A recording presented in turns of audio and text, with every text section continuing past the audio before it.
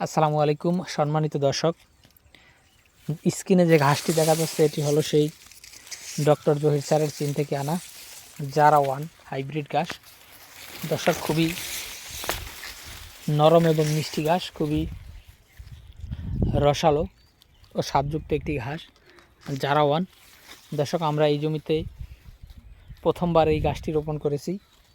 প্রথমবার রোপণ করার পরে এই গাছটি ফলন কেমন হয় সেটি আপনাদেরকে দেখাচ্ছি। এখন এই ঘাসের বয়স হবে 2 মাসের মতো, অর্থাৎ 2 মাস বয়সে এই চারা গাছটি কেমন হয় সেটি আপনাদেরকে দেখাচ্ছি।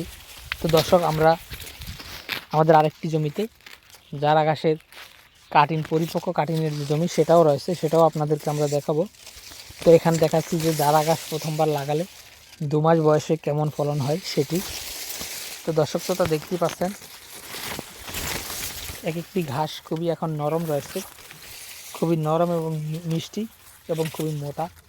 তো দর্শক শ্রোতা, এই জারা ওয়ান হাইব্রিড ঘাস সারা বাংলাদেশের প্রান্তিক খামারিদের কাছেই কম বেশি রয়েছে, যেহেতু এই গাছগুলো দীর্ঘদিন যাবৎ বাংলাদেশে এসেছে, প্রায় 10 বছর হবে, এর কম হবে না। ডক্টর জহির স্যার এই গাছটি এনেছিলেন, তাই খামারিদের কাছে এই গাছটি, যারা পুরান খামারি তাদের কাছে এই গাছটি রয়েছেই কম বেশি।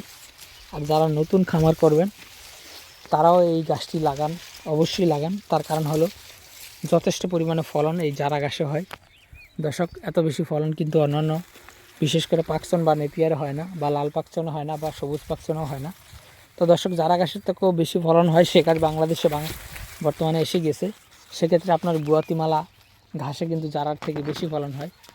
তারপর তাইওয়ান হাইব্রিড যে একটি ঘাস এসেছে সেটিও জারার থেকে বেশি ফলন হয়।